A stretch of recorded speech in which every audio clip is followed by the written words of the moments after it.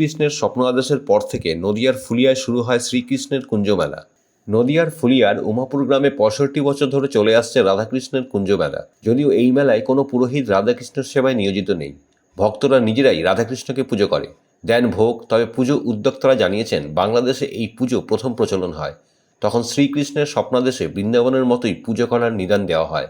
এলাকাবাসীকে সেই মোতাবেক যে সমস্ত মানুষজন পূর্ববঙ্গে থাকা সত্ত্বেও বৃন্দাবনে যেতে পারতেন না, তাদের জন্যই এই কুঞ্জমেলার আয়োজন করা হয়। তবে ভারতবর্ষে তারা পূর্ববঙ্গ থেকে আসার পর ৬৫ বছর ধরে চিরাচরিত নিয়ম মেনে এই পুজোর আয়োজন করে থাকে। মূল পূজা হয় পঞ্চবটী গাছের নিচে। সেখানে রাধাকৃষ্ণকে সাজিয়ে তাদের যুগল দর্শন করে নিজের হাতে তাদের প্রসাদ খাওয়ান এলাকার সমস্ত ভক্তবৃন্দরা। অনুষ্ঠানে চলে শ্রীকৃষ্ণের লীলা এবং নাম সংকীর্তন। প্রায় ১০,০০০-এর ওপর মানুষের সমাগম ঘটে এই কুঞ্জমেলায়। তবে যারা শ্রীকৃষ্ণের বিগ্রহ সেবায় নিয়োজিত রয়েছেন, তারা কেউই আমিষ গ্রহণ করেন না, নিরামিষ আহারই গ্রহণ করেন।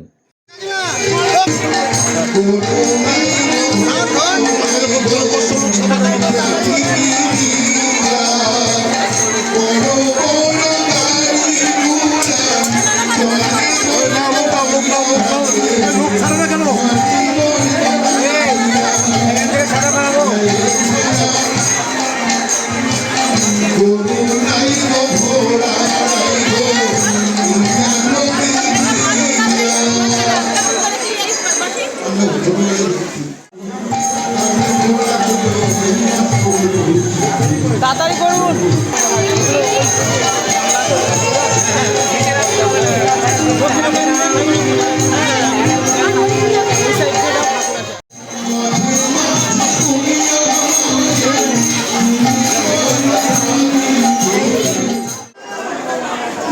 যদি হয় তাহলে